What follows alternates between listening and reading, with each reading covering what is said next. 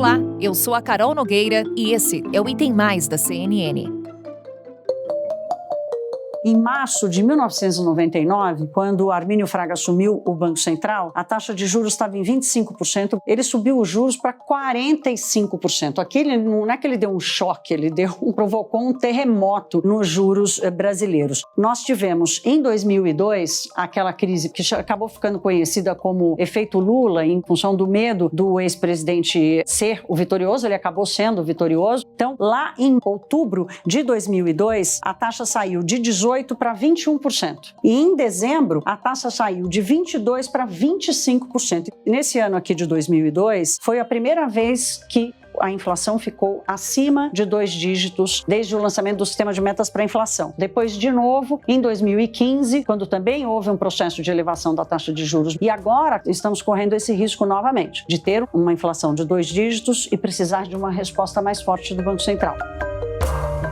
Então nós estamos andando em alta velocidade. O Banco Central tem que ficar de olho na inflação, sim. Tem que olhar para a inflação. Quem cuida de inflação é o Banco Central. E não pode ficar atrás da curva, não. Tem que correr, tem que mostrar serviço. Ele é independente para isso. Se a inflação está subindo, ele tem que correr um pouco mais rápido. Quem cuida de inflação é o Banco Central. Quem tem que dar condições de sustentabilidade para ele poder trabalhar direito é o fiscal do nosso lado. Então a minha obrigação é dar cobertura para ele. A dele é não deixar ficar atrás da curva. Tem que correr. Cada um tem que fazer a sua parte. O principal termômetro de problemas na economia para as famílias brasileiras é medido no bolso, a alta dos preços. O aumento da inflação, que tem ficado próximo de 2 dígitos no acumulado dos últimos 12 meses, abala o poder de compra da população, ameaça o crescimento da economia e dificulta o combate ao desemprego. Temos falado bastante aqui no Item Mais sobre alguns dos fatores que têm puxado a inflação para cima, como a alta dos alimentos e dos combustíveis. Um outro elemento que contribui para o aumento dos preços é mais complexo: o risco de desequilíbrio das contas públicas e a desconfiança dos investidores na economia brasileira. Uma das ferramentas que a equipe econômica do governo tem para tentar conter a inflação cabe ao Banco Central, que pode aplicar o remédio amargo de aumentar os juros no país. E foi isso que aconteceu pela 6ª vez seguida, na última quarta-feira. Na penúltima reunião do ano, o Copom, Comitê de Política Monetária do Banco Central, elevou a Selic, a taxa básica de juros, em 1,5 ponto percentual, de 6,25% ao ano para 7,75%. O Banco Central explica essa decisão com a deterioração do balanço de riscos e do aumento das projeções de inflação de agora em diante. Ao longo dos últimos dias, a gente viu uma piora das contas públicas, especialmente com a manobra feita em Brasília para romper o teto de gastos. Isso desagradou o mundo econômico de maneira generalizada, com alta das perspectivas de inflação e alta também das cotações do dólar. Outra informação importante no comunicado, Márcio, é que o Banco Central já avisa que para a próxima reunião, marcada para o mês de dezembro, o Comitê de Política Monetária antevê outro ajuste da mesma magnitude. Esta alta de 1,5 anunciada agora pelo Banco Central é a mais forte, a dose do remédio mais elevada adotada pelo Banco Central em uma única reunião desde dezembro de 2002. O Brasil está entre os 3 países com maior inflação em 2021 em todo o mundo. A previsão da Organização para a Cooperação em Desenvolvimento Econômico é que vamos chegar ao fim do ano com uma taxa de 6,2%. Entre as economias avaliadas pela OCDE, apenas turcos e argentinos têm custo de vida maior que o brasileiro. Para o bloco, a expectativa é de 2,75%. Economistas calculam que para que a inflação volte a ficar abaixo dos 4%, fique mais próxima da meta do governo, o Banco Central teria que subir os juros para mais de 10% ainda neste ano. E isso resultaria num crescimento ainda menor do PIB do que o já esperado para o ano que vem, com risco de estagnação e até mesmo de recessão da economia. O cenário econômico e fiscal é tema desse episódio do Item Mais. Quem nos ajuda a entender tudo isso é o Lívio Ribeiro. Ele é economista e pesquisador do Instituto Brasileiro de Economia, o IBRE, da Fundação Getúlio Vargas. Lívio, muito obrigada por nos atender e deixar de uma forma mais didática toda essa dinâmica de juros, inflação, contas públicas. Mais uma vez, bem-vindo. Muito obrigado. Boa tarde a todos. Bem, Lívio, vamos primeiro entender o cenário que levou o Banco Central a elevar a Selic. Temos inflação, uma preocupação também fiscal com o descontrole dos gastos públicos. A questão é reflexo para o bolso do consumidor. A gente sabe que elevar os custos do crédito acaba influenciando nas empresas, nos consumidores que gastam menos. Ou seja, retomada de investimentos produtivos fica comprometida? Então, vamos lá. São várias perguntas em uma, na verdade, né, Carol? De fato, a gente tem observado um processo de reflação que não é uma particularidade brasileira, né? Quando a gente olha hoje para o cenário global, o que a gente vê é um processo relativamente consistente de aumento dos preços em todo o mundo, combinando, em alguns casos, pressões de demanda, principalmente em bens, começando a ser substituída por uma pressão de serviços, quando você tem a reabertura das economias com a normalização sanitária, e uma desorganização na oferta que diminui a capacidade de oferta global ligada a choques de energia, choques de insumos, desorganizações nas cadeias produtivas do mundo inteiro. Quando nós juntamos isso tudo, nós vemos que existe sim um momento de maior inflação no mundo. O que a gente tem que fazer de diferente, talvez, no caso brasileiro, é que cada país ele respondeu ao choque da Covid em termos monetários de uma maneira um pouco distinta. Todos, ou praticamente todos, estimularam as economias com políticas fiscal e monetária, alguns menos do que outros. E o Brasil claramente esteve dentre os países que promoveu mais estímulos, tanto fiscais como monetários. No caso específico do monetário, nós levamos a taxa de juros a 2%, ao mínimo histórico de 2%, e temos, durante este ano, revisto essa trajetória com sucessivas elevações da taxa Selic. O que acaba acontecendo no caso do Brasil é que, sistematicamente, nós temos sido surpreendidos por uma inflação acelerando e, pior do que isso, por expectativas de inflação divergentes. Aí entra o debate mais recente da discussão fiscal, né? Não é exatamente que o resultado fiscal do ano esteja ruim, não está. Na verdade, muito pelo contrário. Mas o arcabouço, os fundamentos da política fiscal brasileira, eles parecem estar nesse momento sob ataque. Mais incerteza, mais pressão no câmbio, abertura dos juros longos da economia e uma sensação de que o Banco Central está sozinho fazendo o trabalho do controle dos preços. Isso acaba fazendo com que o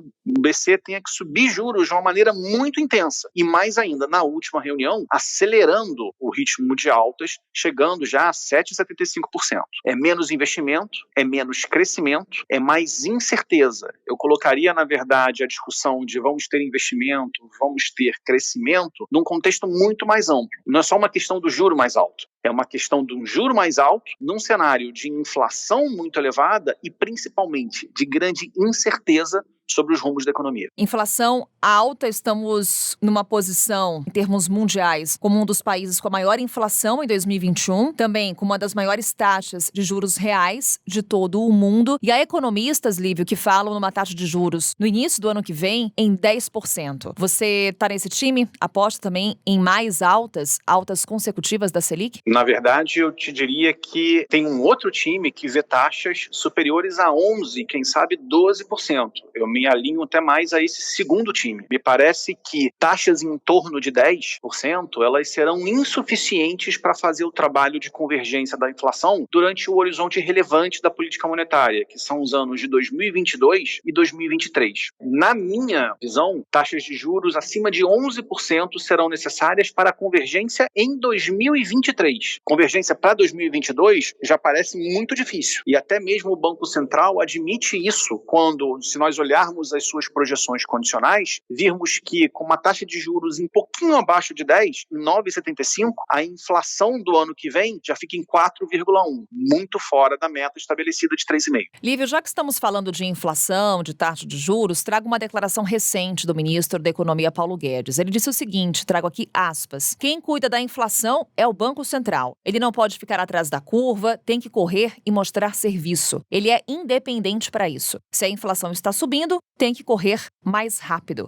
Essa foi a declaração do ministro Paulo Guedes, de certa forma, jogando pressão sobre o Banco Central. Essa declaração faz sentido? Na verdade, a gente tem que qualificar muito isso, né? A principal obrigação da autoridade monetária é o controle de preços. Daí a dizer que ela é a única que tem essa obrigação vai um tanto, né? É muito difícil a atuação do Banco Central num momento em que outros vetores que impulsionam a demanda, especificamente a política fiscal, e outros vetores que aumentam a incerteza da economia, de novo, a política fiscal, a perspectiva de mudança da política fiscal, operam numa direção contrária ao controle dos preços. De fato, em termos de objetivo de responsabilidade, essa é a responsabilidade do Banco Central, mas é difícil cobrá-lo quando se deixa o Banco Central sozinho fazendo esse trabalho.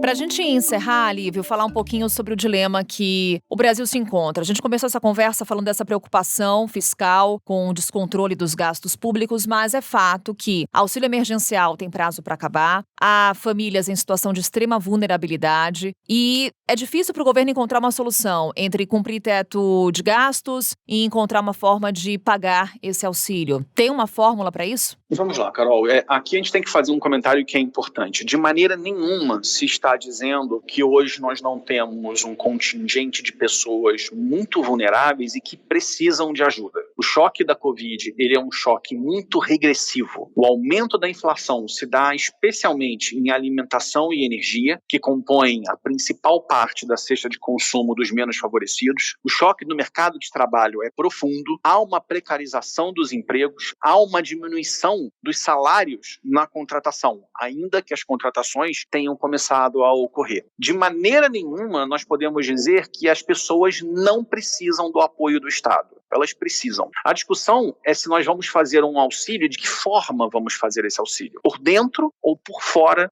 das regras fiscais estabelecidas. Me parece que o problema não é termos ou não auxílio emergencial. Me parece que o problema é a forma que foi escolhida para acomodar o auxílio emergencial num orçamento que já estava alocado. Se poderia fazer uma discussão, que é uma discussão que no Brasil se tem há muito tempo para ser feita, de se redefinir as prioridades de gasto do Estado. Eu sou bastante favorável a aumento de políticas de transferência aos que precisam, com diminuição de políticas de transferências para aqueles que não precisam. No entanto, a escolha que foi feita é outra. É uma escolha de não vamos furar o teto, mas vamos subi-lo e vamos fazer um pedaço do auxílio por fora do teto de maneira temporária, que, convenhamos, é difícil para qualquer presidente que se eleja no final de 2022, que em 2023 se arrume justificativa e se tenha capacidade de cortar um pedaço do auxílio emergencial que está sendo concedido. Então, de novo, o problema não é transferência de renda. O problema é muito maior. É a definição da alocação total de despesas dentro do orçamento da União. Lívio, mais uma vez, obrigada por nos atender aqui no Item Mais. Te encontro numa próxima oportunidade. Eu que agradeço. Até a próxima.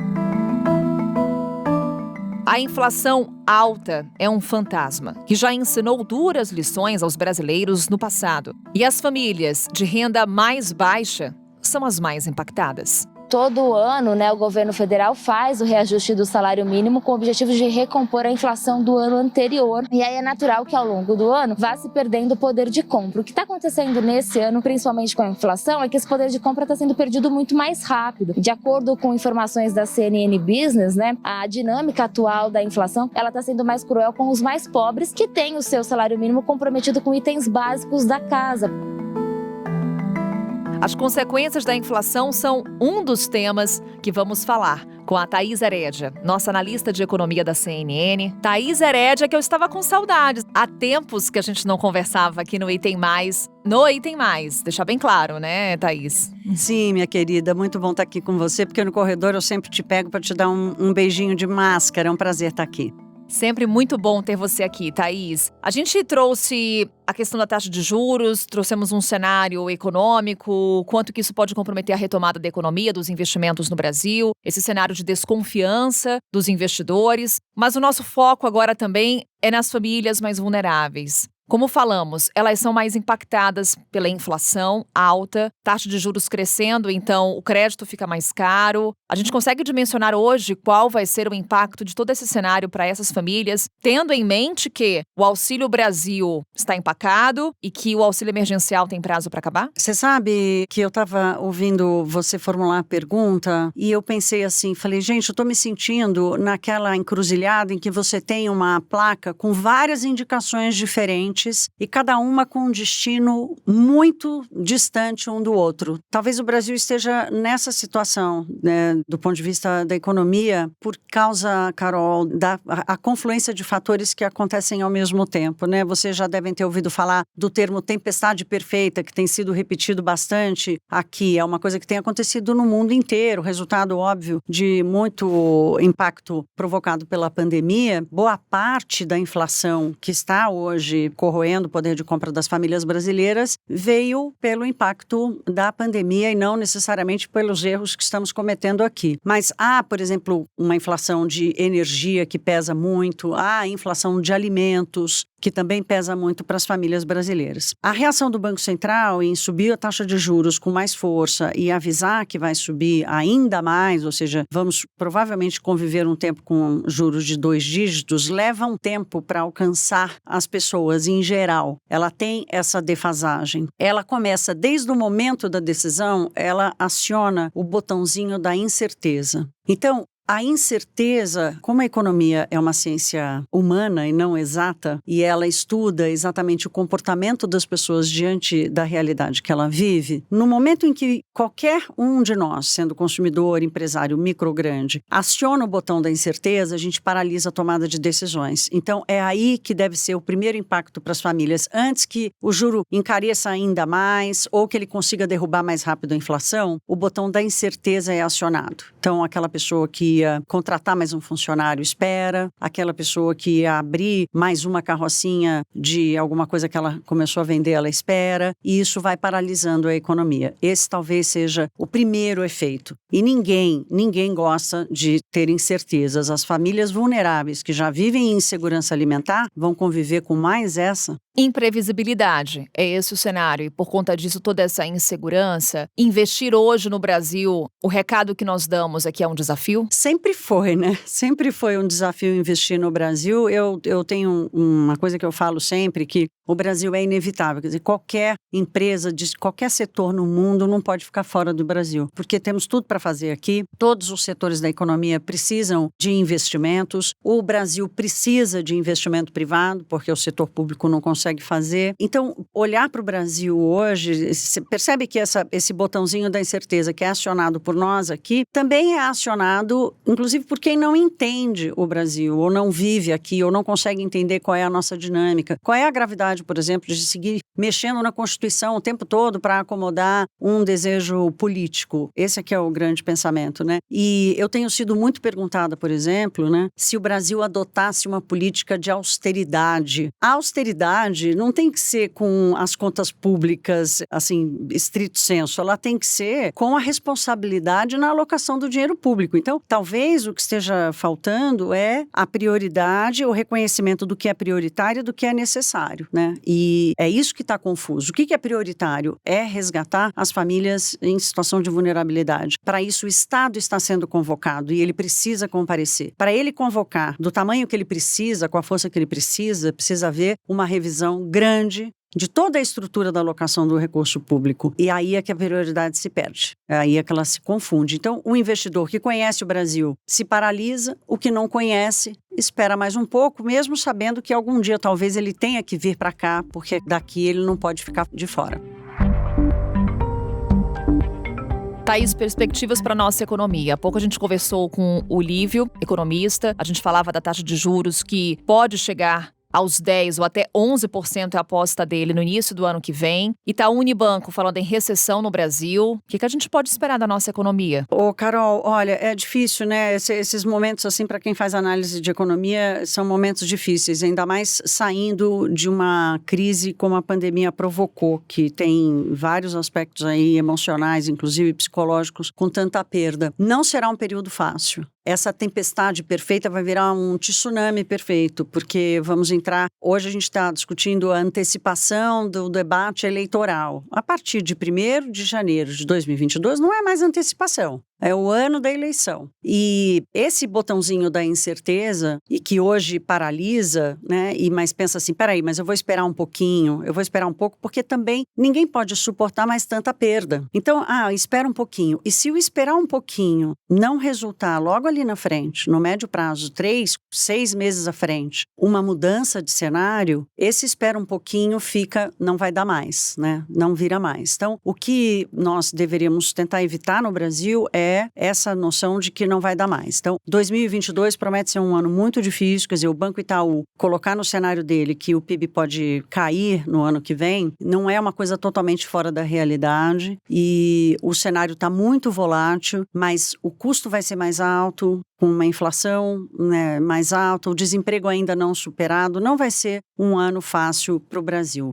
Thaís, para a gente encerrar essa nossa conversa, uma dica para quem nos escuta. Você relata um cenário de incerteza, de insegurança na economia. Qual que é a dica? O que fazer diante de tudo isso? Carol, meu pai, né, quando vivo, ele era muito envolvido em causas sociais, ele dizia, quem tem põe, quem não tem tira, né? Então, primeira coisa, se você tem e pode ajudar, ajude, né? Para quem não tenha, poder tirar de algum lugar. A participação da sociedade civil foi uma coisa que nos surpreendeu positivamente durante a pandemia, né? Naquele primeiro momento em que milhões de famílias brasileiras simplesmente perderam acesso à comida antes do auxílio emergencial chegar. Esse chamado está mais vivo do que nunca, né? Então, a primeira coisa é, se você pode, se você tem, você dê o que você puder. Então, essa é a primeira coisa. Espere um pouquinho, não está errado fazer uma parada e perceber as decisões que vão ser tomadas, né? Então, espere um pouquinho, não tome decisões que vão comprometer o seu orçamento por muito tempo, não tome crédito errado, crédito muito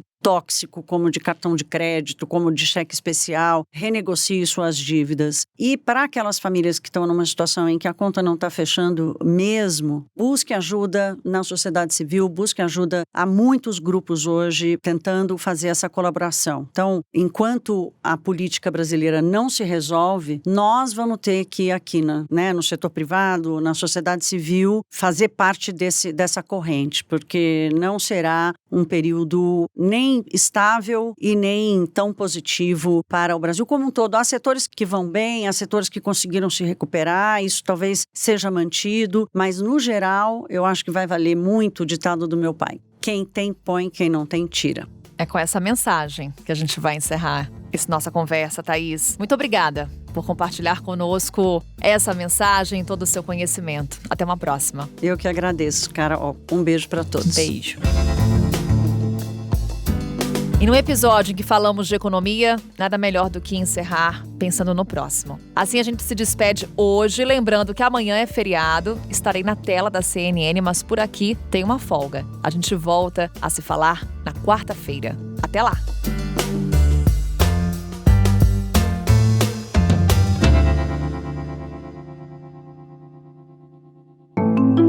Com a minha apresentação, Carol Nogueira, esse podcast foi produzido pela Maremoto para a CNN Brasil. Roteiro e pesquisa, Maíra Alfradique. Pauta e produção, Danilo Santana. Edição e sonorização, Murilo Lourenço. Coordenação geral, Paula Weinberg. Coordenação de produto, Verônica Schneider. Coordenação editorial, Diego Toledo. Direção de jornalismo digital, Daniel Tosi. Você também pode ouvir o Item Mais no site da CNN Brasil. E aproveite para conhecer os nossos outros programas em áudio. Acesse cnnbrasil.com.br/podcasts.